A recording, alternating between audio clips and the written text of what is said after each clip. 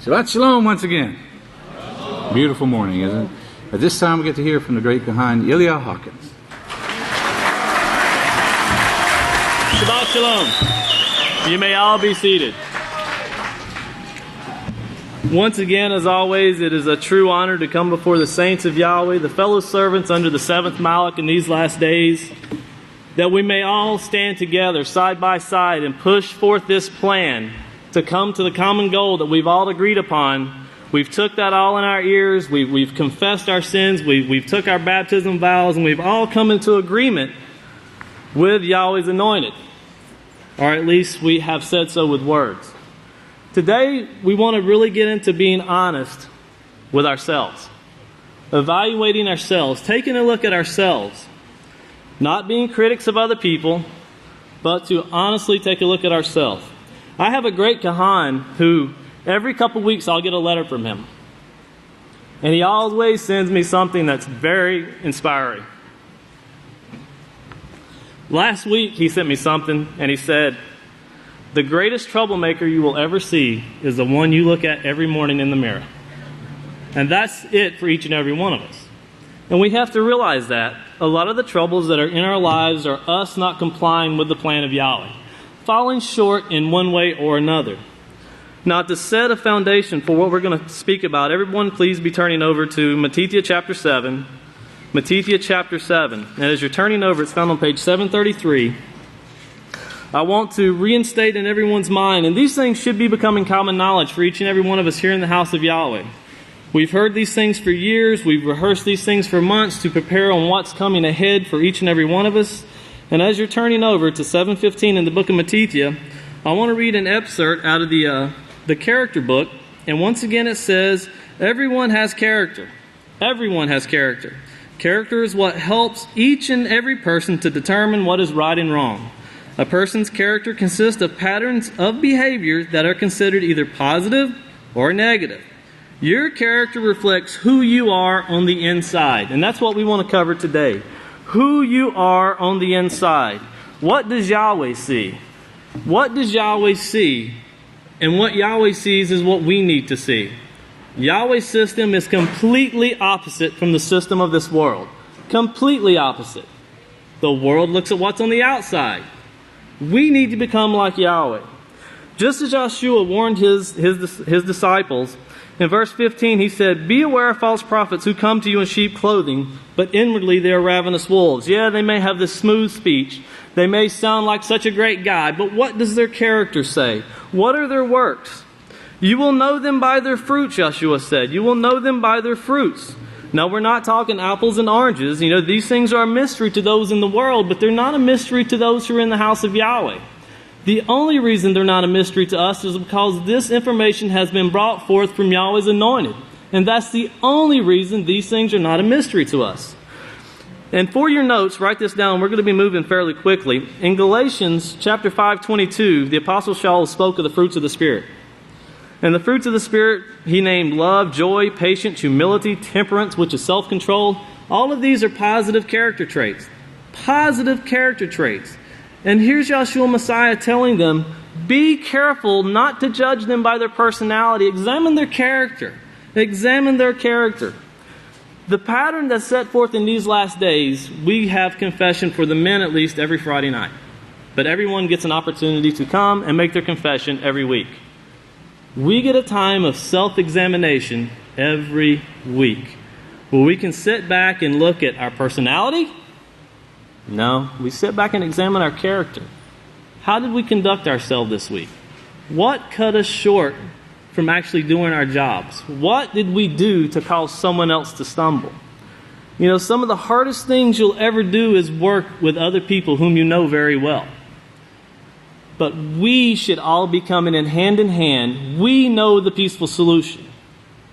We have the answers. There's no doubt we have the answers. Praise God. But once again, self-examination. And we're all in this boat together, each and every one of us. We have to start choosing the right answers more frequently. Not that everyone's not, but we should choose them more frequently. They should become a part of our everyday life. When we look at one week to the next, we should be getting better. We don't want to be on a standstill. We're not here to straddle a fence. We're here to be on the other side of the fence, and that's exactly where we want to be. Now, if you'll look over to Luke 6:43. 6:43.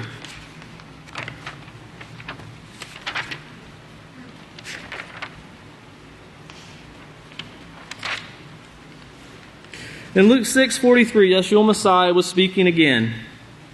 And he was speaking, of course, about a tree. For a righteous tree does not bring forth evil fruit, nor does an evil tree bring forth righteous fruit. For every tree is known by its fruit. From thorns men do not gather figs, nor from bramble bushes do they gather grapes. A righteous man, out of the rich treasure of his heart, brings forth his righteousness. And an evil man, out of the evil treasures of his heart, brings forth evil. For from the abundance of the heart the mouth speaks. From the innermost being, the seat of our intelligence. A person of negative character who continues to practice negative character will never develop the character of Yahweh. That's always part of that other system. Doing what you want to do, saying what you want to say, and interpreting things the way you want to interpret them. Why are we here? Why are we called out in these last days? All of these things are basic knowledge. We're here. We know that positive character is the way we want to go, because when we hear positive character in the peaceful solution, we know that means righteousness. When we hear negative character, we know that means sin. When we hear the world in the peaceful solution, we know that's talking about society. But we must come out of them, just like we were instructed twice in the book of Yahweh. Come out of them, my people. Turn over to 2 Corinthians chapter 13, verse 5. Now, once again, this is laying a foundation for what we need to examine ourselves in, and examining ourselves as being servants unto Yahweh's anointed. Unto Yahweh's anointed. And in 2 Corinthians, it's found on page 909, 2 Corinthians chapter 13 and verse 5, it says, examine yourselves to see whether you are in the faith. No, just don't assume, well, I'm in the house of Yahweh. That's all it takes. I'm here. That's all it takes. Test yourselves. Are you in agreement with Yahweh's house? Do you moan and complain at the decisions that come forth from Abel? Did they say long ago to settle a matter, tell Abel how it's going to be? No, they said ask at Abel and that would settle a matter. When you come to Abel, you should rejoice that you're not going before ruthless judges who are looking for money on the side. When you come before the priest in the house of Yahweh, they don't care how much money you have or how much money you don't have. No one cares what kind of stature you have in the community. We care about the decisions that will cause peace amongst everyone and bringing Yahweh's law into each and every one of us. Once again, you don't understand the decision, there's no sin in that. When you go speaking against the decision, when you go speaking against Yahweh himself, that's where the sin comes in. When you speak against Yahweh's house, it's Yahweh's house. You speak against Yahweh. Now continuing on, it says, do you know yourselves that Yeshua Messiah is in you? Do you? What does it mean to have Yeshua Messiah in you? What does it mean? Unless, of course, you are reprobates, having failed the test and are unworthy. I don't think anybody that sits in the sanctuary is unworthy, or you wouldn't be here. We're still all given the opportunity.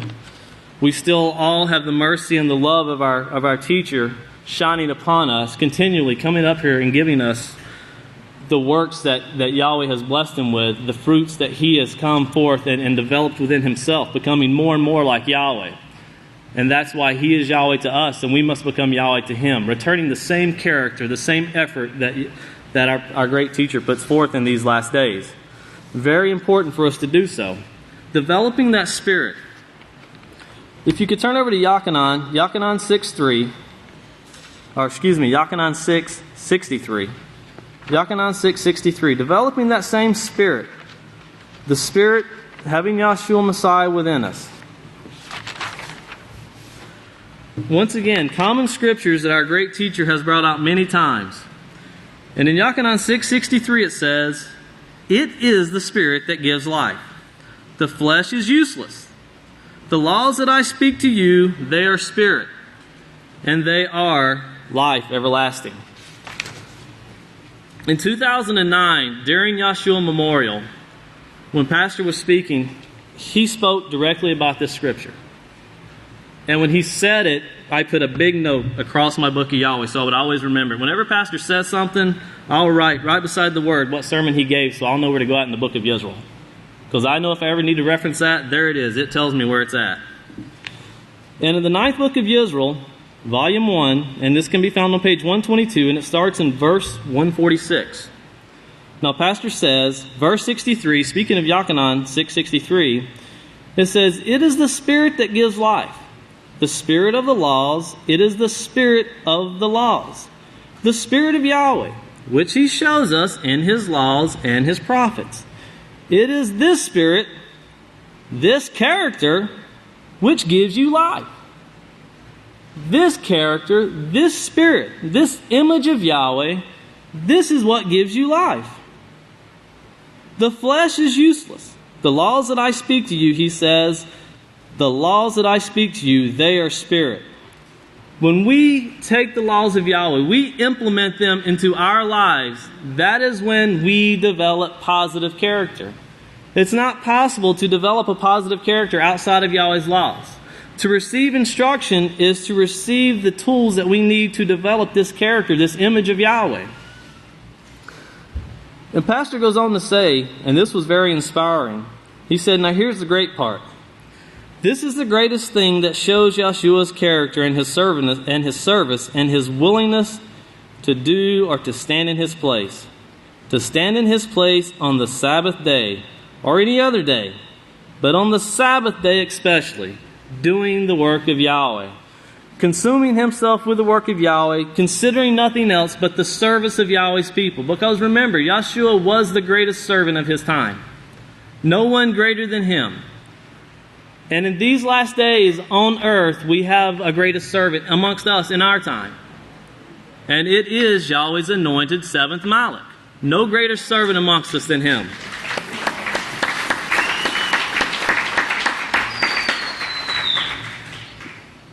But what do we look for? What are we looking for in ourselves? Are these things a mystery? Did these things, were they just brought out in these last days that positive character is what we needed? Is the peaceful solution something that just come about and we had problems so we figured, well, we better do something about it? Absolutely not. Remember, the biggest troublemakers that we see are the ones we look at every morning in the mirror. That's the biggest troublemakers we see. One thing we should always keep in mind, we're all training to be leaders in Yahweh's house, are we not? We're all training to be leaders. For each and every person that is training to be a leader, remember Pastor had a dream, and Yahweh told him in the dream, the answers are in the books. They're in the books. No doubt the answers are in the books of Yisrael, but everything that Pastor has brought forth, they're in the books. All of this information is in the books. And in the Building More Excellence book, chapter 4 is nothing but direction and information on how to be a leader of positive moral character. And that's something we should all keep in mind on our job sites and dealing with each other. Remember, Yahweh does not rule someone with fear. If you ever have a supervisor come in amongst you, if you're a supervisor yourself, if you have children, if you have a wife, no one should fear you when you step into the room going, oh no, what's he going to do now? Oh no, what did I do?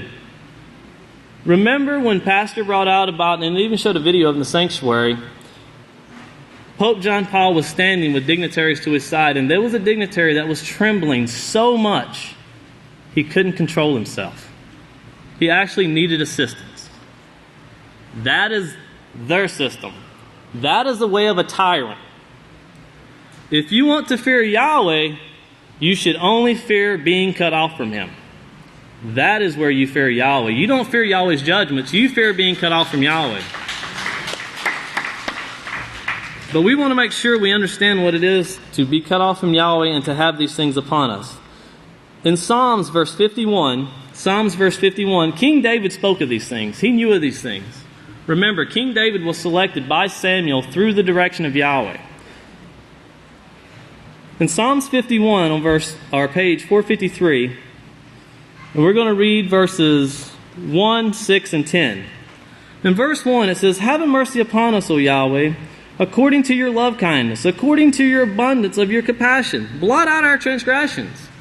These are positive character traits that King David is recognizing that Yahweh himself has. Recognizing that Yahweh is a very merciful being, ruling with all love kindness and compassion. And in verse 6, King David says, "Behold, you desire truth in the inward parts." Now we all know what truth is, right? Psalms 119, 142, "Your law is the truth." These things are desired in our inward parts. You make us to know wisdom. You make us to know wisdom. Now look over to verse 10. King David crying out to Yahweh, "Create in us a clean heart, O Yahweh, and renew a spirit within us." Renew our character. Renew who we are. Let us remove the things that cut us off from you. All the negativity that we have in our lives. Let us remove these things.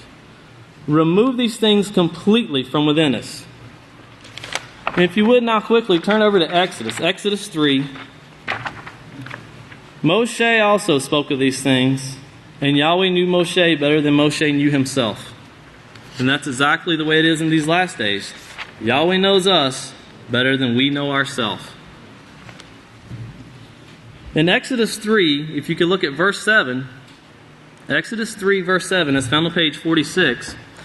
It says, "And I, Yahweh, said, I have surely seen the oppression of my people in Egypt, and have heard their cry because of their slave drivers. And I am concerned about their suffering." Once again, a father with compassion, searching with love kindness, looking upon his people.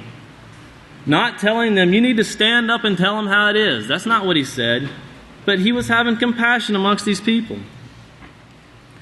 And in verse 10 he says, he's speaking to Moshe, "Come now, go. I'm sending you to Pharaoh to bring my people, the children of Israel, out of Egypt." But Moshe said to Yahweh, "Who am I that I should go to Pharaoh and bring the children of Israel out of Egypt?" You can see the humility in Moshe's voice with the way he said, "Who am I? How can I do this job?" Now he didn't say, "No, I can't do it. You're going to have to find somebody else. That's it. No way. That's not what he said. "Who am I that I can do this job?" In verse 12 it says, "And Yahweh said, I will be with you, and this will be the sign to you that is I who have sent you. When you have brought the people out of Egypt, you will worship Yahweh on this mountain." Seeing the character that was within Moshe, knowing that after Moshe finished this job, he would return with the people to the great house of Yahweh to teach them. Knowing Moshe had it within him to do these things, seeing the innermost being. He didn't look to see if Moshe was such a fine-looking man, he can do anything right. Just look at him. No, that was not a concern of Yahweh. But what was Moshe bringing them to do? Why was Moshe bringing them out? What was Moshe's job? Why was it so important for Moshe's character, for Yahweh to understand that Moshe would be loyal to his house? In Exodus chapter 20, verse 20, Exodus chapter 20, verse 20, Moshe said to the people, "Do not fear, for Yahweh has come to test and prove you, to see that the reverence for Yahweh will be with you, so that you do not commit sin." To see what is within us. Will we choose righteousness or will we choose evil? Will we listen to what Moshe has to say and tell him, "You know, Moshe, I was up with you until this point and you got it all wrong. You almost had it, but I just can't agree with that, Moshe. I just don't see where you're coming from." Keep that in mind, because we're going to speak about that a little later too. If you could turn over real quick, Samuel went through the same thing when he was selecting, through Yahweh's guidance, he was selecting a king to replace Shaul. Samuel, a man trained from his youth at the great house of Yahweh by the priest. It's found on page 235, and it's 1 Samuel 16. And we're going to start with verse 1. And it says, "Then Yahweh said to Samuel, How long will you mourn for Shaul, seeing that I have rejected him from being king over Israel? Fill your horn with oil and be on your way. I am sending you to Yishai of Bethlehem, because I have chosen for myself a king from among his sons." A king from among his sons. Now look over to verse 7. All right, look at verse 6. Verse 6 first. It's found on page 236 on the next page. Now this is Samuel. When they came, he looked at Eliab and thought, surely Yahweh's anointed stands in front of him. That has to be Yahweh's anointed. Look at it. He just looks smart. He has to be Yahweh's anointed. But what did Yahweh say? In verse 7, but Yahweh said to Samuel, do not look at his appearance or at his height, because I have refused him. Yahweh does not see the things as man sees them, for man looks at the outward appearance, but Yahweh looks at the heart, the seat of the intelligence. The same thing that King David was crying out to Yahweh, renew our spirit to you, great Father. Make us pure. Remove anything that is negative within us. Remove those things. And we should begin to see the difference between the kingdom of Yahweh, the government of Yahweh, and Nimrod, that school of higher learning that always had a better way. They always had a better way. Never complying with the truth. Never complying with the truth. But once again, knowing that Yahweh chose King David through Samuel under his direction. Search what the man is like on the inside. Yahweh knowing what was in our innermost being and giving a job to a person from that innermost being. You know, through the other system, when you go apply for a job in the world, they give you a job interview. And in that interview, they try to get to know you within the 15, 20, 30 minutes that they're speaking to you. If you go bid a job, the customer tries to get to know you a little bit. You're learning their personality. Then they'll call the Better Business Bureau to try to find out about your character. Sometimes they have it, sometimes they don't. But in the world, you're hired on your personality and you're fired on your character. In the house of Yahweh, you're hired on your character and you're fired on your character. Your personality is up to you. You know, and Yahweh wants us to be who we are. Yahweh doesn't want everybody eating vanilla ice cream. Everything doesn't have to be the same way. When we speak, the priests all speak in different ways. We all have personalities. When each and every one of us are in the workshop, we all have different things to do, but we have a common ground. We have a guideline to go by. We should all agree with that common guideline and adjust our lives to fit that guideline, which is Yahweh's laws. Praise God. But you know if you want to cut your hair short, if you want to part your hair on the side, that's your choice. You know, it's if your ears are big, that's your personality. If they're small, that's your personality. That doesn't keep you out of the kingdom of Yahweh. No one examines you for a priest and go, his nose is too big, we can't have that. How would that look on the camera? That's not the way things take place. It's your character. Remember, Yahweh chose King David. Now, if you could, once again, turn over to Isaiah 44. Isaiah 44. In Isaiah 44, verse 1, once again, very familiar scriptures that have been brought to us for years. It says, yet now hear, O Jacob my servant, and Yisrayl, whom I have chosen. Not who Yisrael chosen, but Yahweh has chosen Yisrael himself. Yahweh chose Yisrael. No man in the congregation chose Yisrael. There was no politician that told him to do this job. Yahweh chose him. This is what Yahweh says, who made you and formed you from the womb. He created this man. He knows him better than anybody. Who else could stand and judge this man? Who? No one. We have a righteous teacher molding us into who we need to be. He is taking his hands and he is molding us into who we need to be. A man selected by Yahweh who knows him, who no one knows him no better than Yahweh. No one. Turn over to Isaiah 29. In Isaiah 29, we have a great example of a person molding people into the image they need to be. Molding them into the image they need to be. The things that we need to adapt upon ourselves. The character that we need to take upon ourselves. In the house of Yahweh, one thing I have learned through the many years that I have been here, and I've not been here as long as many. There's many been here many years longer, and they all say the same thing. We knew nothing until we came to Yahweh's house.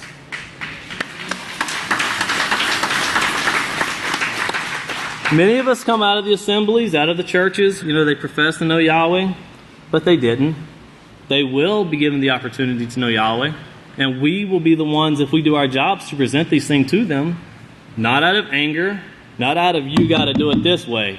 No, showing them, if you want to live, this is the way you must go. If you don't, dying, you will die. Through love, kindness, and mercy, and compassion toward these people, not hatred. And that, I know that's what our great teacher has taught for many, many years. And that's why Yahweh has delivered him from everything the adversary could throw at him. In chapter 29 of Isaiah, verse 15, it says, "Woe to those who seek deep to hide their counsel," their plans. They meet at their homes. They congregate with each other. They come up with doctrines that may be this, that may be that. From Yahweh, whose works are in the dark, and who say, who sees us? Who knows us? Yahweh knows us. He knows each and every one of us. Remember in the self-control book, it's a phrase that has always stuck out to me. And it says, the real test of self-control is what you do when no one is looking. Most of us have problems getting along with each other. I'm speaking from myself, my own experiences here. Working with each other, sometimes we can feel frustrations build up. But it's up to us to choose a peaceful solution. To control our emotions, to stop, think, consider our options, and then proceed. And if we would use that in our everyday life, in our work environments, in dealing with our brothers and sisters, in everything we do, Pastor said we're 99% there, but there's that 1% we still need. And that's all of us. We all have to come into that common ground. And remember, we have the ability to make the right decision. We have a teacher who is working with us, molding us in what we need to be molded into. And in verse 16, it goes on to say, "Truly your turning things upside down will be esteemed as the potter's clay. For will the work say of him who made it, he did not make me? Will the thing that is formed say of him who formed it, he has no understanding?" We have a person, a potter, molding us in these last days, making us in the form of Yahweh, in Yahweh's very image, and it is Yahweh's seventh Malak. Who are we to say, you got a little wrong here? How dare we bring that up and even throw it at him? We are nothing but dirt from this earth. How dare any of us ever do that? And I challenge. I never heard this anywhere until Yahweh's seventh Malak brought it. About the scribes and the Pharisees, the history of Christianity and the Catholic Church. No one, I never heard anybody ask the question, well, where did the Pharisees come from and where did they go? No one ever brought that up but Yahweh's anointed. Really quickly, praise Yahweh. Really quickly, turn over to Ecclesiastes chapter 12. Ecclesiastes chapter 12 on page 524. Remember, being formed by the hands of our great teacher into the image of Yahweh. But we have to be willing to take that shape. A lot of people have the saying, well, if you complain enough, the squeaky wheel gets the grease. Well, if the squeaky wheel's not doing a job, usually you replace the squeaky wheel. And that's what we don't want. We want this job that's been offered to us. In chapter 12, verse 6, it says, "Remember your Creator before the silver cord is cut, before the golden bowl is broken, before the pitcher shadows at the fountain, before the water wheel breaks at the cistern, and the dust returns to the earth it came from, and the spirit returns to Yahweh who gave it." Before we lash out against that person who's forming us, we need to consider what it is he's trying to do with us. We need to be willing to be molded into that shape before we cut off the only thing that keeps us alive. And that's Yahweh speaking through his last day's witness. And remember, put this in your notes. In Genesis 3:19, remember once again it says, "And the dust returned to the earth it came from, and the spirit returns to Yahweh who give it." In Genesis 3:19, we're plainly told, "For dust you were, and dust you shall return." If we cut off Yahweh's anointed from ourselves, if we cut off the teachings from Yahweh's great house, we will return to the dust in which we were created. If we cut off the only source of energy we have, there's no way for us to achieve any life whatsoever on this earth. At this time, if everyone would please stand. It is truly my great honor to introduce Yahweh's anointed Malak, the great Kahan, Yisrayl Hawkins. Shalom, everyone. Wow, what a crowd we got today. It's cool inside. Praise Yahweh. You may be seated. May the peace of Yahweh be with each and every one of you. By the way, family violence is the number one police calls right now too. I don't think that was the complete cause, but it's part of it. It adds to it anyway. Saudi Arabia gives Israel clear skies to attack Iran nuclear sites. Now, what they're doing, they're providing land for them to build their base and set up their missiles and so forth, and they're right next door to Iran. I would say the 12th, now the seminar starts on the 12th, that'd probably be a really great time for the wars to start too, and show the people how bad they need the peaceful solution character education. Now, I've been bringing out some articles on the schools of higher learning. And apparently there's some people out there that are hearing this, and now they're referring to these schools as the schools of higher learning. And they're writing some very bad articles about the chances of them helping you in any way. Here's one of them. Is a college degree still worth it? As U.S. employment patterns evolve, a diploma is no longer a guarantee of a better job and higher pay, as it once was, of course. After spending tens of thousands of dollars on higher education, often taking on huge debts along the way, many face a job market that doesn't seem to need them. Not only is the American economy producing few new jobs of any kind, but the ones that are being added are overwhelmingly on the lower end of the skill and pay scale. In fact, government surveys indicate that the vast majority of job gains this year have gone to workers with only a high school education or less, casting some doubt on one of the nation's most deeply held convictions that a college education is a ticket to the American dream. Well, that's what Nimrod told them. That's it. And now their bubble is bursting. The next decade won't require much more than some on-the-job training. You know, take this burger, put it on that fryer, and it'll go off the other end toasted. That's your job. A little on-the-job training. These include home health care aides, customer service representatives, and food preparers, or preppers, and servers. Meanwhile, well-paying white-collar jobs such as computer programming have become vulnerable to outsourcing to foreign countries. People with bachelor's degrees will increasingly get not very highly satisfactory jobs, he says. In that sense, people are getting more schooling than jobs are available. There's that family violence. Family violence is Abelin's number one crime. A lot of this is jealousy, but because it's fornication and adultery, but still the number one cause of divorce is the money. They start fighting on how this little bit of money that we got, how it should be spent. And, of course, it causes a separation and divorce. Charges dismissed against polygamous leader Warren Jeffs. Y'all hear that? Charges dismissed. Flagstaff, Arizona, a Mohawk County judge has dismissed all Arizona charges against polygamous leader.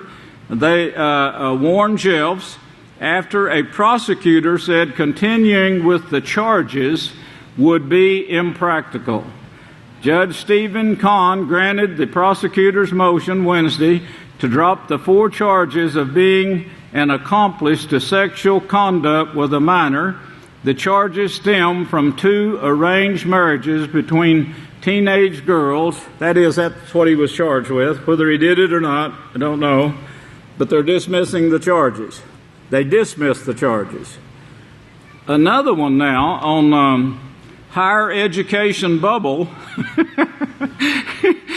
is about to burst. Washington Examiner, Glenn Reynolds, higher education's bubble is about to burst. The buyers think what they're buying will appreciate in value, making them rich in the future. The product grows more and more elaborate and more expensive, but the expense is offset by cheap credit provided by sellers eager to encourage buyers to buy. Now this is, of course, the plan that was brought forth, the Nimrod system. This is it. And of course these schools were quickly taken over. When the Israelites came out of Egypt, they took everything that there was any money in. They took it over. They formed themselves armies. The Roman army was one of them, but the other armies that ruled the world were of the 12 tribes, every one of them. Now, history will say, well, perhaps they came down from the mountains, or perhaps they're sea people. Well, perhaps they're not too, which meaning they don't know. I know because the Scripture shows that's them. That's the ones that's doing it. And so I brought this out to you. But these 12 tribes, they were well educated. And the schools of higher learning, Egypt was full of these schools of higher learning. And they attended those schools. They didn't just go there and learn the Scriptures. These people were intelligent people, they were healthy people, and they were being trained to go out and do what the prophecy said they were going to do. Now, from those people, of course, there was millions of those people that spread out, took over the nations, took over the schools, took the people as slaves, rebred them, to where, nobody even knew what they were. They all became crossed with everything. They took the best of the best and took it to Babylon, and then the best of Babylon they took to Rome. And of course they spread this profaneness that we see in the schools of higher learning, that the bubble is bursting now. They took this profaneness to all the world, promising you not salvation, but richness, easy life, build an empire. And of course, many of them did. And of course, the kings fought against the kings. The best king won, the strongest king won. And this is how this is the reason too that they built this huge army in Rome. And then from Rome, they could send it out to any place they wanted to, take that place captive, take the captives that didn't want to agree. They'd just simply take them to another location, and they'd rule them as prisoners or kill them, whatever they wanted to do. But this is how they wound up ruling the world. Well, after they wound up ruling the world, then they started fighting among themselves because they had nothing to hold them together. After that, they were all for the push of controlling the world. They was all looking for a profit in it. But once it was done, once the Roman Empire had control of the world, there was no one else to fight. So they started fighting among each other.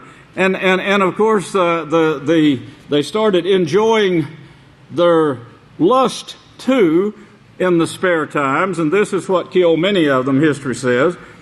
They're schools of higher learning, the higher education. He says the buyers see that everyone else is taking on mounds of debt, and so are more comfortable when they do so themselves. Besides, for a generation, the value of what they're buying has gone up steadily. What could go wrong? Everything continues smoothly until at some point it doesn't. Yes, this sounds like the housing bubble, but I'm afraid it's also sounding a lot like a still inflating higher education bubble. And despite or because of the fact that my day job involves higher education, this man is in it that wrote this, he says, I think it's better for us to face up to what's going on before the bubble bursts miserably. Colleges has gotten a lot more expensive.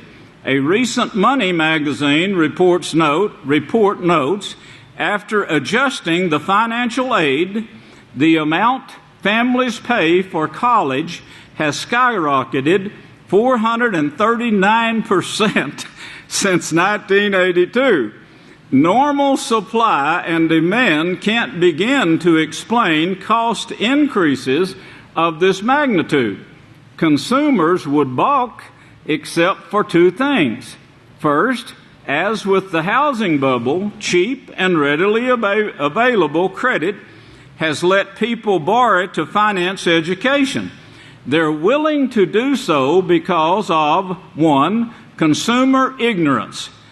As students and often their parents don't fully grasp just how harsh the impact of student loan payments will be after graduation, and a belief that whatever the cost of college education is a necessary ticket to future prosperity. It's always the prosperity here that they're looking for, which was never looked for in Galilee. And Galilee never stayed up with their schools of higher learning. This is the reason they looked down on the Savior and his disciples. They had trades, yes, everyone had trades. They were service to one another. And this is the way it's going to go back to one day soon. Yes, praise Yahweh. But what they're building and what they built was prosperity, and along with it came the pagan holidays that Rome grabbed onto, that is, the 12 tribes grabbed onto. And you see Christmas celebrated, in Jeremiah. He was condemning it and saying, this is a worthless custom, you better not do it. You'll get caught up in this mess.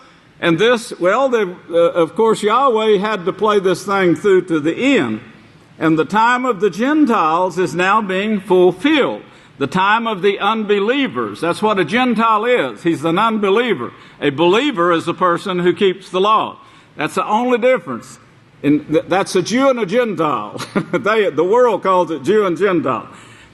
The Jew is supposed to be a believer that keeps the laws. Of course, they've ruined that word too, but it was derogatory anyway, so it makes no difference.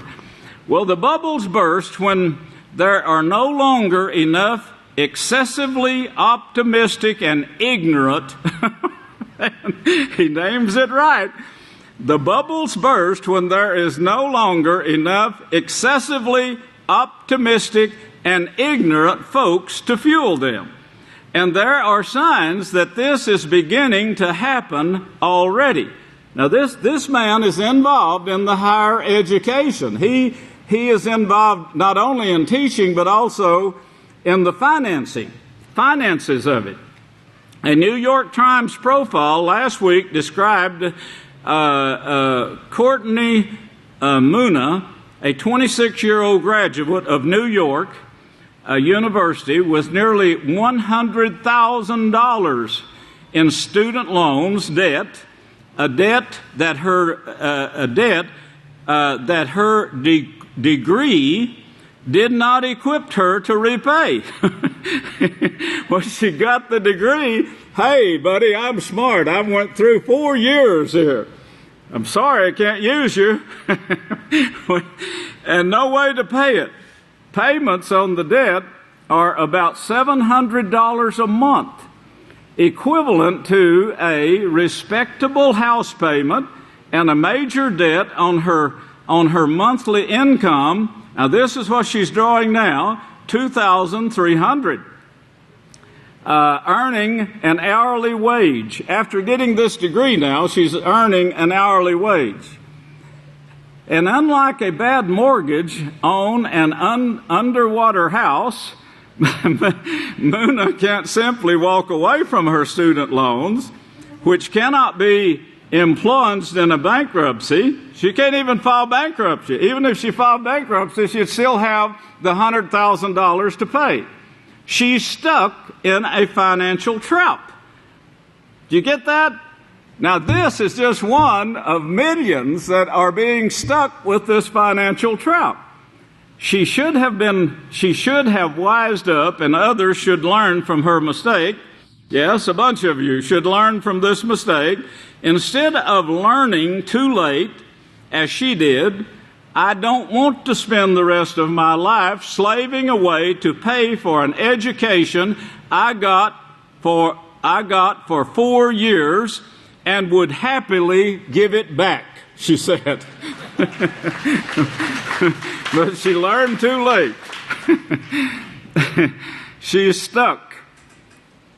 It says, first, it may actually make them more economically productive, that is a degree, productive by teaching them skills valued in the workplace.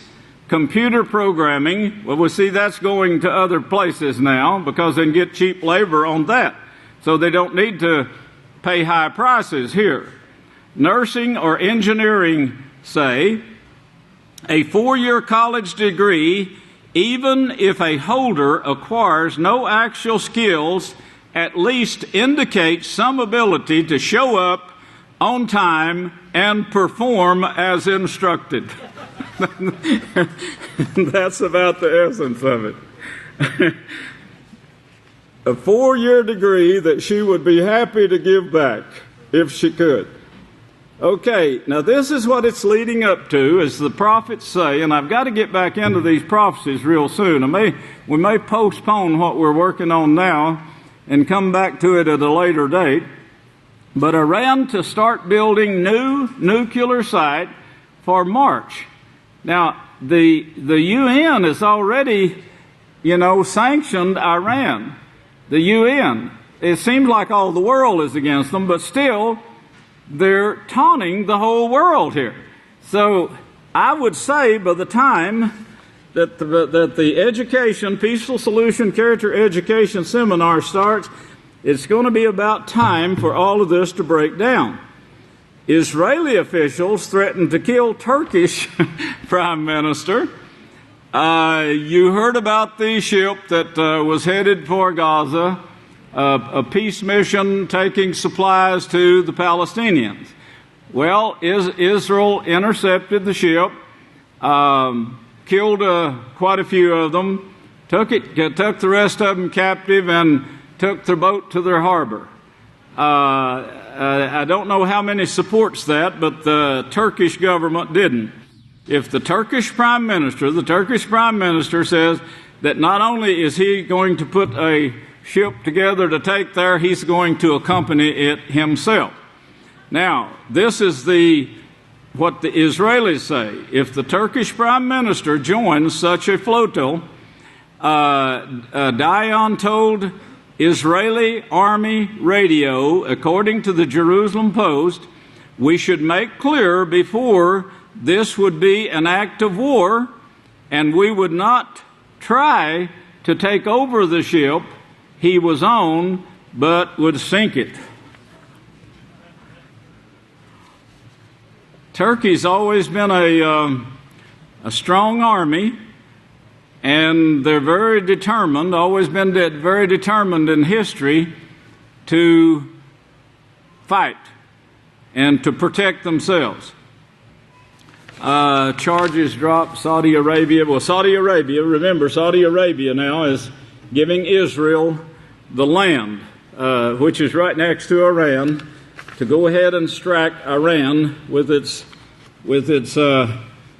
to destroy its missile sites, which Caspar Weinberger showed in his book. If you remember reading that book, I don't know how many read it, but I brought some of the things out in Prophetic Word and on the Prophetic Word shows, but he shows how all of this, any little thing like this right now, the way the world is tied together in trade wars and economy, that anything like this can start a war that will spread to all nations. People are having blood pressure problems. In the book, Your Body's Many Cries for Water. Now, we have proved this works because there's several people in the house already that's tried it, and it works. If you will start drinking, let me just read this to you. Your body needs an absolute minimum of 6 to 8 ounce glasses of water a day. Do not drink distilled water. Don't drink distilled water. Please. You can kill yourself on distilled water. The best times to drink are 1 glass 30 minutes before taking food. That is like breakfast, dinner, and supper. Now, if you only eat 1 meal a day like I do, you'll just have to drink it in between. But you can do it. But you still need the same amount of water whether you eat or not, according to this man. And a similar amount of water 2.5 hours after each meal. This is the very minimum amount of water your body needs. For the sake of not shortchanging your body, 2 more glasses of water should be taken around the heaviest meal and before going to bed. They say that after you do this for a while, it doesn't affect you during the night when you drink it before you go to bed. When you first start it, you'll have to get up a few times. Thirst should be satisfied at all times. If you drink 8 to 10 glasses of water a day, you will also need to have at least 1/2 teaspoon of salt throughout the day. I would say much more than that, but at least that much, he says. At least that much, and he does recommend more. Now, this has helped with people that have asthma tremendously, but it brings the blood pressure down to normal in just a few days, according to several people already doing this in the house.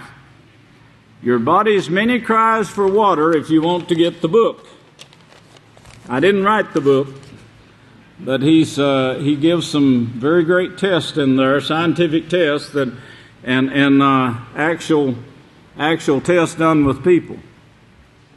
Our job is to build teachers of the Peaceful Solution Character Education program.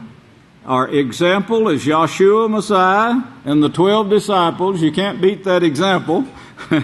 Our foundation is the foundation of the prophets and apostles, with Yahshua, the high priest and king over the house of Yahweh, being the chief cornerstone in these last days. We have a lot to brag about. And that's under the instructions of Yahweh the Father in heaven, whose appointment we're keeping every Sabbath, bringing joy to one another with our actions and services in the house of Yahweh. Follow instructions. You don't need a 4-year degree to follow instructions.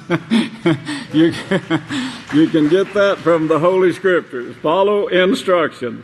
They say when all else fails, but of course experience is the worst teacher, because you have to suffer the consequences if you don't. If you will just believe, as the Savior said, believe in the one sent, believe the Holy Scriptures. You can't go wrong. You know, somebody's putting out some garbage about the manuscripts, the Book 2 manuscripts. It said The oldest ones we have is 300 years old. And, of course, they're making out like they're false, but actually they prove themselves true. If you just think about it, brother. Now, the papers, yes, it did decay, it did deteriorate. But now, the one thing that I've always told you, the reason that the Catholic Church could not have her way and change the Scriptures completely to suit herself, and she would have if she could have. But the reason she couldn't was all the amount that Yahweh inspired the apostles and their workers to copy. Because there's literally thousands of these copies out there. Now, whether a person would have to be a complete idiot if he couldn't look at history and see that a major event took place between 1 AD and the last BC date that we have on the calendar. A major event took place that actually changed Israel and changed the world. So we know that something terrific took place. Really terrific. And all of Israel knew about this, and of course it quickly spread. Well, the disciples' jobs were to write it down, which they did. Now, I want you to keep this fact in mind, and don't get confused on some of this propaganda and stuff. It's only put out to deceive. Every manuscript, without doubt, there's some typical errors, typographical errors in printing, reprinting. Scribe went to sleep or something like that, but kept writing. Kept writing anyway. But of all these thousands, we have never found one manuscript that didn't agree, and the writings was all the same as we hold right here in the book of Yahweh. So that proves it all came from one source. There's your proof right there. Don't forget it. Don't ever let anyone change your mind about that and try to make out like these are fairy tales. The very fact that the Savior and the prophecies that He gave, came true after that event took place. After it took place.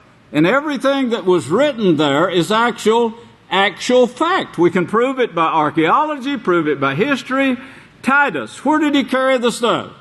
To Rome. Where did the priests go? They went to Rome. Where did the apostles go when they went to testify to them? They went to Rome. And of course, when they was testifying, they killed them. Well, in Yochanan 5, and this is where we left off last week with verse 40. And Yeshua was telling his apostles here. Now, the manuscripts that was written then, that there was plenty of, and plenty of copies made. In fact, just about everybody was in the business because, they didn't have huge presses like we have now. Where we can turn out enough to go to the world. Well, maybe not. Be pushing them a little, I guess. but we can turn out a lot of copies, in our press room.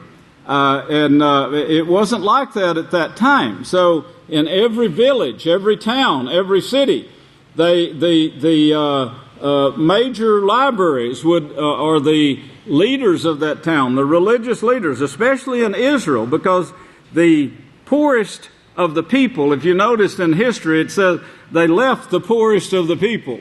When they took slaves, they always took the best that they could find, and they took them to Babylon first and then to Rome. But the poorest of the people, and what they considered the poorest of the people, were the ones that was uneducated in the schools of higher learning that they also had in Jerusalem at that time, and they were pushing those schools of higher learning. But the poorest of the people, which included Yeshua, Daniel, and many others of the prophets, they would leave in Galilee. And Galilee was a poor farming town. There's just living off of the brush and prairie dogs and so forth. So there's no need to bother them. They weren't involved in war of any kind. They wasn't going to cause a revolution. It made no difference to them what king was in Jerusalem. They'd pay their taxes and live peacefully with any king or every king that they sent them. So they had no reason to bother them. Well, those people now were hard throughout Israel to make copies of the manuscripts. At that time, Book 1. After the apostles, and this great event took place that I want to show you what got their attention when it took place. But they started making copies of the apostles' writings after they were killed and probably before they were killed, because they went to putting it out as witness. They eyewitnessed what they saw, so they started putting it out. Then their workers, which included Timothy and Titus and all of these people, their workers, they instituted institutes to make copies of this work. So as a result, we have on hand, even though the latest is 300 years old, we have thousands of copies that agree with this copy in the book of Yahweh right now. They don't get off. So we know, and these people were scattered out, way out. And some of them even in other nations that had been taken captive. But due to the work of the apostles, they got these copies to them of their history. And then, under inspiration, these people started making copies. So there was no way that you could gather up all of this. So the Catholic Church tried. They had book burnings. They had anyone who was caught with these manuscripts would be classified as a witch and burned at the stake or imprisoned or whatever. Their children took away from them by CPS and false charges charged against them. Yes, there's always false charges coming against the workers, those people that took forth this holiness of Yahweh.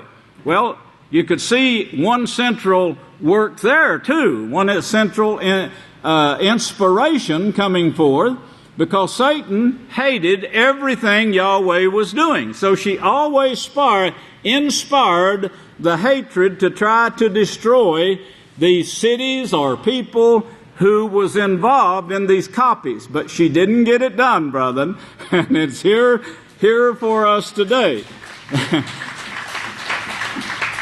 And we're not eyewitnesses to the fact that Yeshua was born and that he died on the stake, but we can read about it from the apostles, from thousands of scattered manuscripts, that all the writings are all the same on these books right here, except for a few typographical errors and some deliberate errors that we find in the King James Version.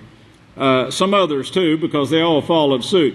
But here in Yochanan 5 and verse 40, Yeshua himself says, "But you will not come to me, that you might have life." Come to him. Well, of course, now in coming to him, you got to remember the last day's work is prophesied that he will tie his donkeys to the branch.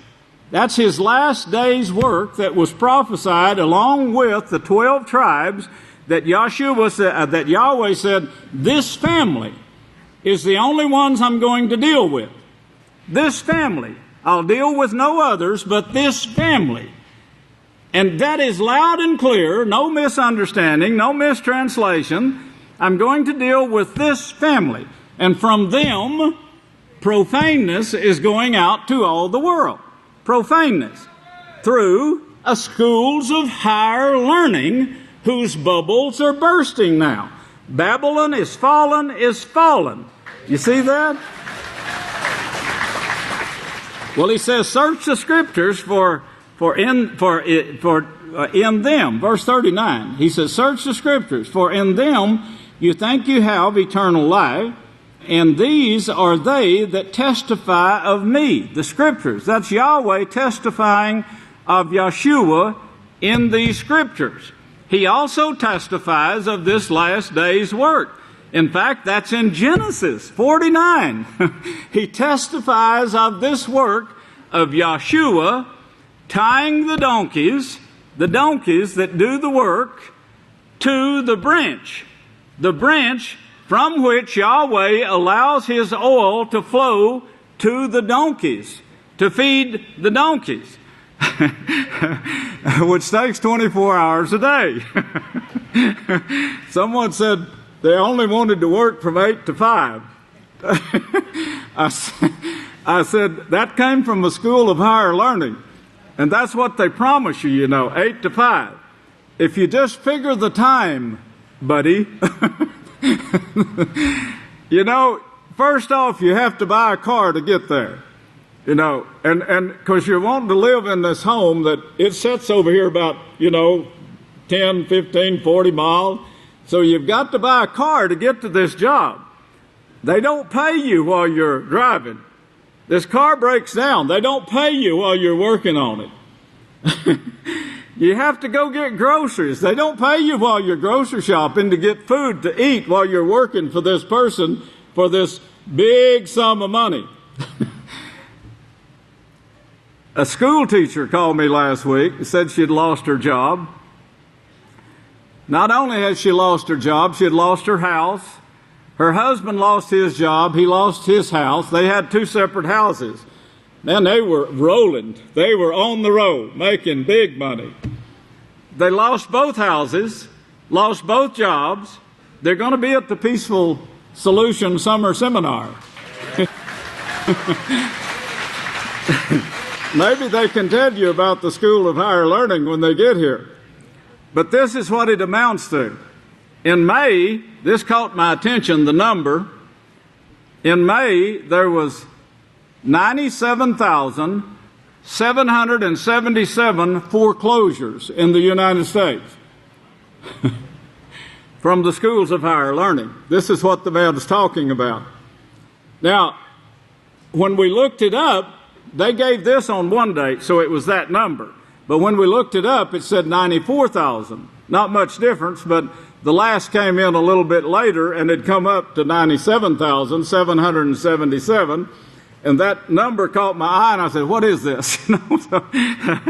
But that was the foreclosures in the United States. Now, if you think about this, it's been going on for about 2 years.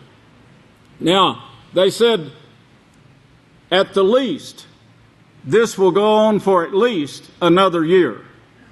Maybe a year and a half, they said. So they don't expect this to quit right away. My dad got caught up in this, and of course, this was what Yahweh used. Satan didn't know it, but Yahweh used this to drive my dad and mother from Texas to Oklahoma, where the witness was prophesied to be born. But he had the same thing. He had a government loan. And of course, the government was so anxious to loan money to these people. But they were also so anxious to take their money, and once they quit making payments, take it back quickly from them. And that's exactly what they're doing today. It hasn't changed. A man who came here in the 50s, I believe, 70s. No, he came here in the 70s. But he got involved. He was living in New York. He and his brother, and they had this government loan, and he'll correct me if I'm true, because he's the elder in the house of Yahweh. But he got involved in this government loan. He had a farm in New York, expensive land. His brother did too. Well, the salesmen come around, and they said, well, you can get this and only pay this much, And, man, that's nothing. Oh, yeah, I want that new tractor. Of course I do. And another one comes along and sells him a drill, and another one a breaking plow, and another one a chisel. And before he knew it, he had debts up here and no way to meet them. But it was easy credit, so they borrowed all this money, and then they couldn't make the payments. And that man lost everything he had. His brother lost everything he had. He wound up in Abelin, came to the house of Yahweh. He was hunting a job, came to the house of Yahweh, and actually got involved with building the press room, laying the brick there. So in every ill wind, there is some benefit. And of course, but there's plenty of people that can testify to this school of higher learning and what it's amounting to. And the whole world now is involved, and they're going to see firsthand, what this school of higher learning actually brings. And a lot of people now are on our side, and they're taking this message and they're calling it, stupidity and ignorance and all the things that I've called it in the past. A person would have to be pretty ignorant, I think, to leave the house of Yahweh and go seek an 8-to-5 job that winds up taking all of his time, all of his money, just to drive back and forth so he can work for that company. And then when he loses his job, let me tell you another benefit. A friend of mine who used to live on 603, he was an insurance salesman. And he bought a place off of me. Bought a house, which he gave up because he got to where he couldn't make payments. Tell you why. He was a successful insurance salesman. And from every sale that he made, the person, when they paid that premium every once a month or annually or twice annually, he got a cut out of it. Well, he had his premiums built up to where he didn't even have to work. He said, I don't even have to work now. I can just sit here and drink beer or whatever. That was his attitude, watch ball games. But he said, I don't even have to work. And I get this big money every month, this check coming in. He showed me the check. I couldn't believe the amount of money he was getting. About 2 months after he told me that, the insurance company filed for bankruptcy.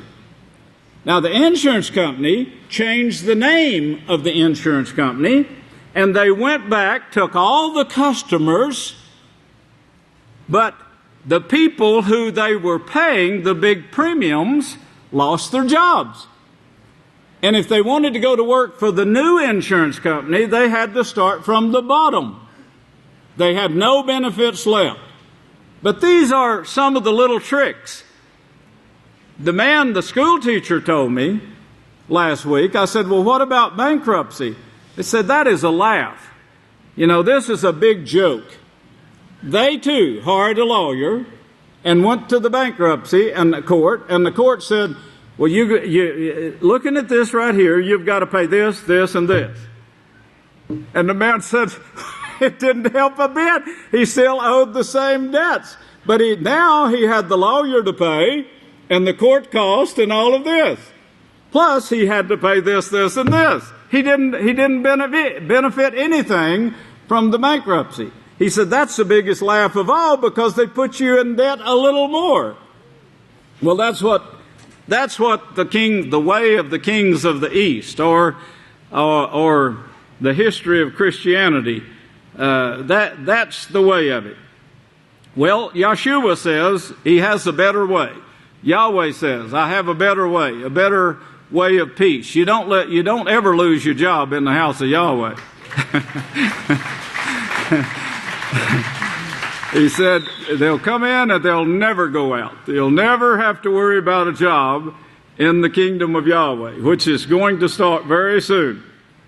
But this was a prophecy here that he gave us in chapter 5 of Yochanan and verse 40. He says, but you will not come to me that you might have life. Prophecy. Well, it's a prophecy that they would make a choice and they would make the wrong choice here.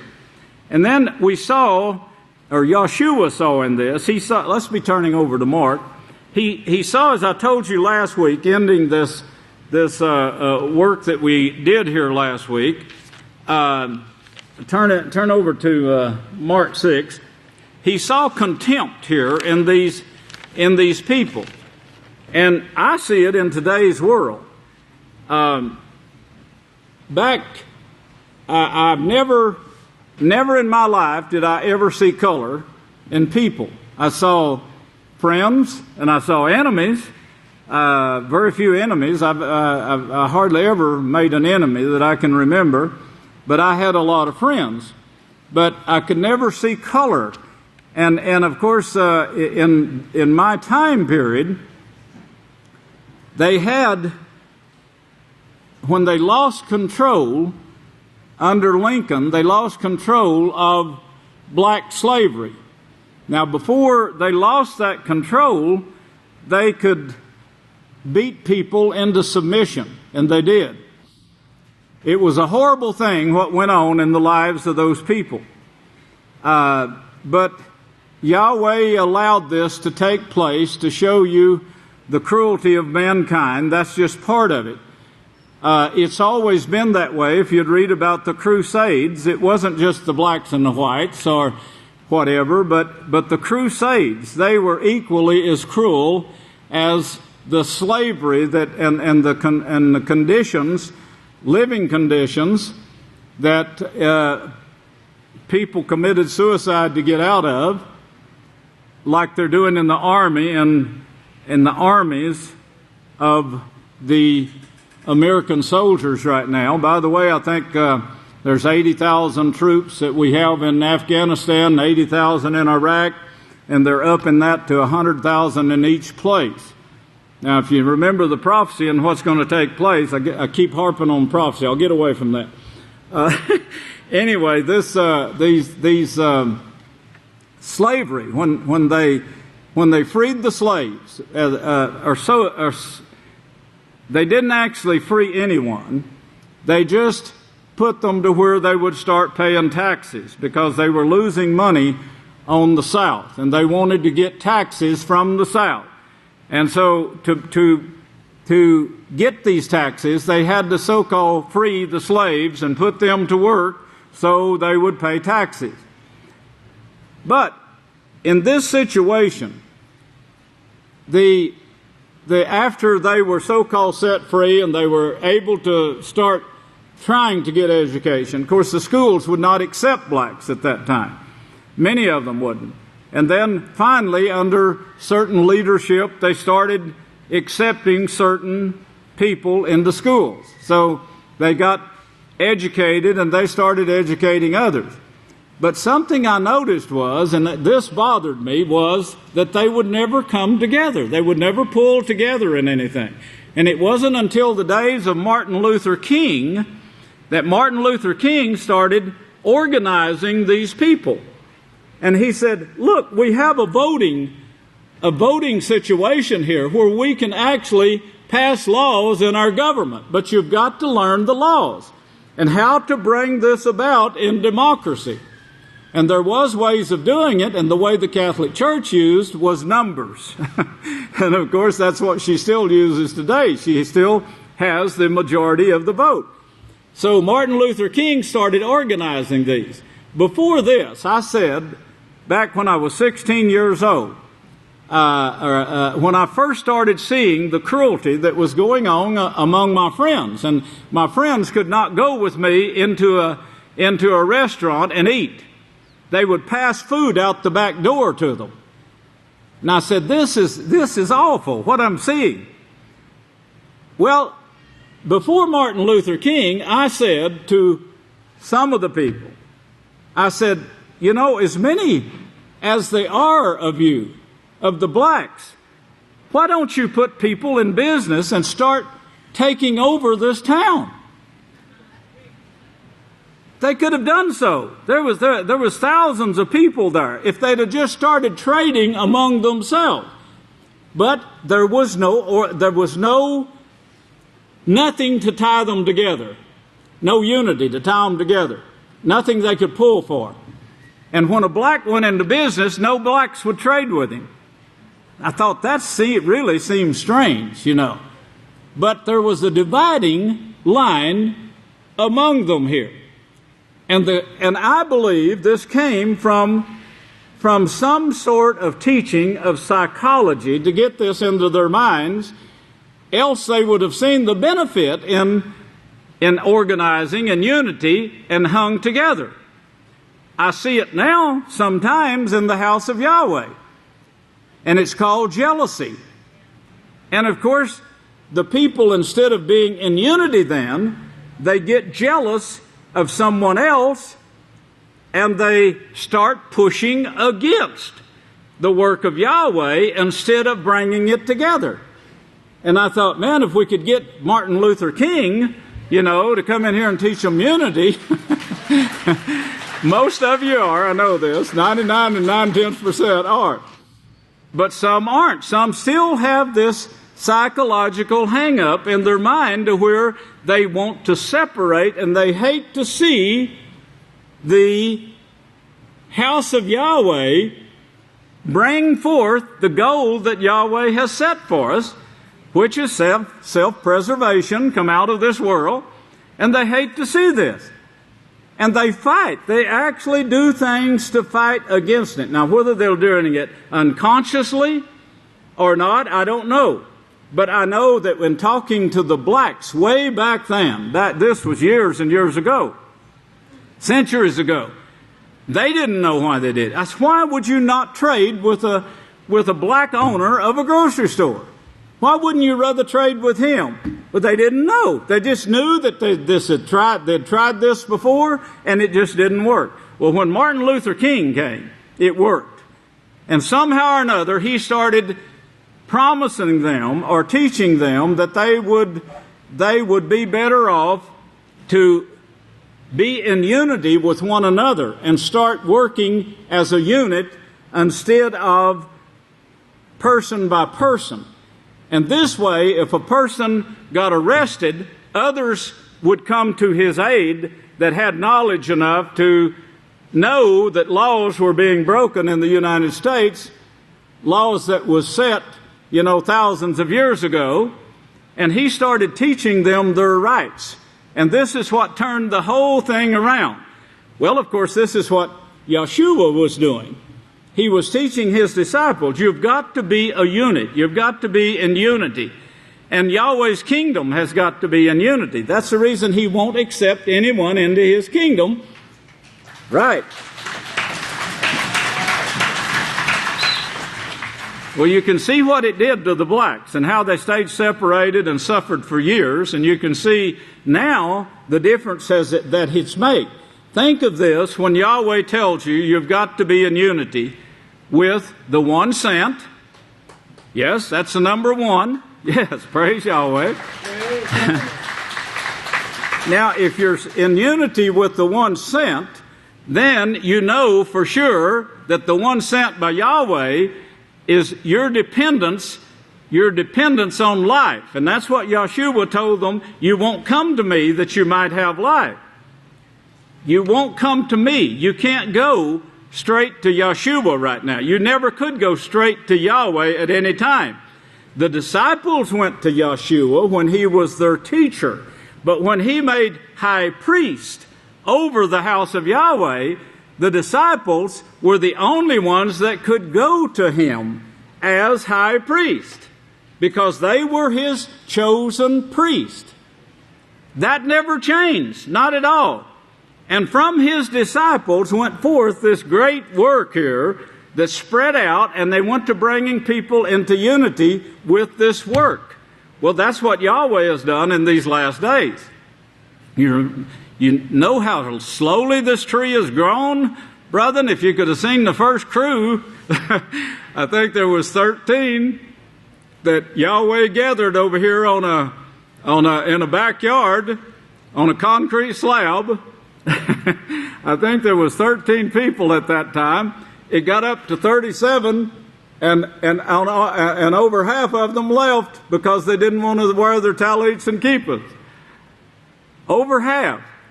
Well, the ones that were in unity with the talit and the kippah law, they stayed, of course. Praise Yahweh. So we had some pruning done on the tree, and the fruits that Yahweh cut off of that tree were evil, because they said there wasn't no way there's going to wear a kippah. Some of them said, I'll wear the talit, but I'm not going to wear that thing on my head, he said. I said, but it's you're wearing it for Yeshua himself. Yeshua is your head, I said. So you're wearing this for him, not yourself. Well, they went to calling it a filthy garment, and they got where it's talking about a woman's rags that are filthy, certain rags.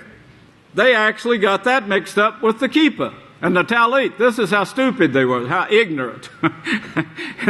They came from the school of higher learning, of course. But from what you see here, was actually started back in about 1969 or somewhere along in there, what you see. And that's how long that's grown. If you can imagine a big oak tree starting off at that size, and now how big it is right now and how big it's going to get, because this oak tree is actually going to take over, the kingdom of heaven, the highest thing there is. Now let me tell you, as Martin Luther King would tell you, you can benefit more by staying in unity than you can by separating yourselves from this tree. You can do as Yeshua, our high priest and king, who is tying you to his branch at this time. And I think I made that knot a little bit stronger today. I hope I did. I'm in hopes you're never going to break your chain that holds you to Yahweh, that makes connection with the branch, that makes connection with the oil that's coming straight from Yahweh. And that's the way Yahweh shows it. Anyway, if you'll stay in unity, and if you'll start pushing, you'll start trying to figure out ways to glorify Yahweh, to bring honor to Yahweh, through his established work, of course, that he has told you. I'm going to establish in these last days, and the prophecy says it's all going to be tied to that branch. Now, I don't care if I'm black and you hate black. That don't make any difference. If you dislike black, that's fine. If you dislike white, that's fine. I don't care if I'm an Okie. That don't make any difference. It did to Yahweh. He wanted me that way.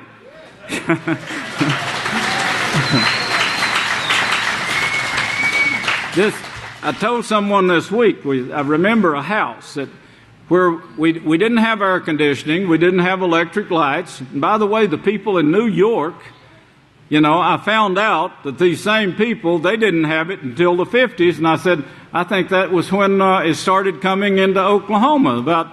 It had to be about the early 50s when it started, when electricity started coming into Oklahoma, the outer part. I think the first sign that we saw of electricity was in the grocery stores, and of course in the movie theaters, and in the town of Purcell and Lexington. But before that, now we didn't have any air conditioning, so we went to a cool place. And we all gathered around it, sitting on the porch. The porch was built knee-high, and it was made to stand on, but it was also made to sit on. It's just right as a chair.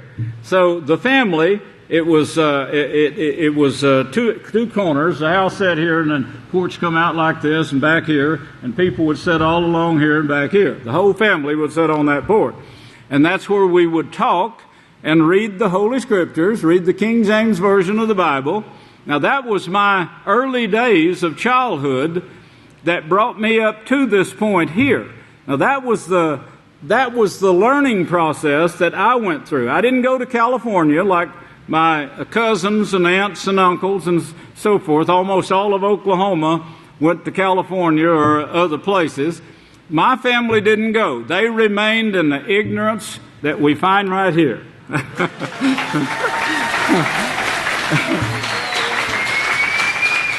And like the disciples, they looked on the disciples, if you remember, and they said, we know that these are unlearned and ignorant people. And they took note that these people had been with Yeshua, who was also, that guy was a carpenter. He's a carpenter over there. Why, no, he's not anything. He's just a carpenter. His brothers and sisters are all here with us. They're here. They're Pharisees. That guy's nothing. He probably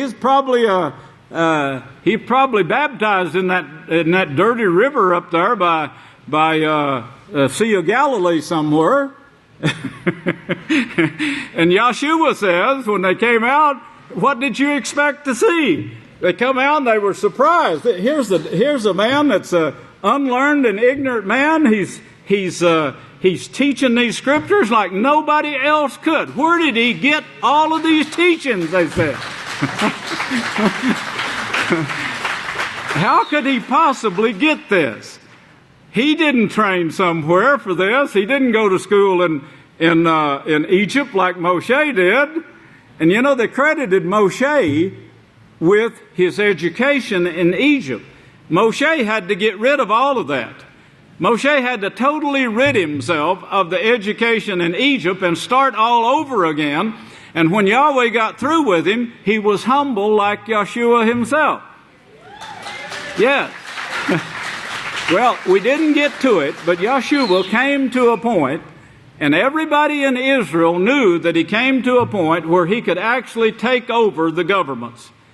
He came to that point, and he proved that he could actually take over the governments, but he did not. He said, "No, my time is not at hand." And he told his disciples this. He didn't tell the rest of them. They were all looking for him to restore the kingdom to Israel when he came. And they were looking at Yeshua and knowing full well that he had fulfilled these prophecies. This was by the thousands and thousands of people, brethren.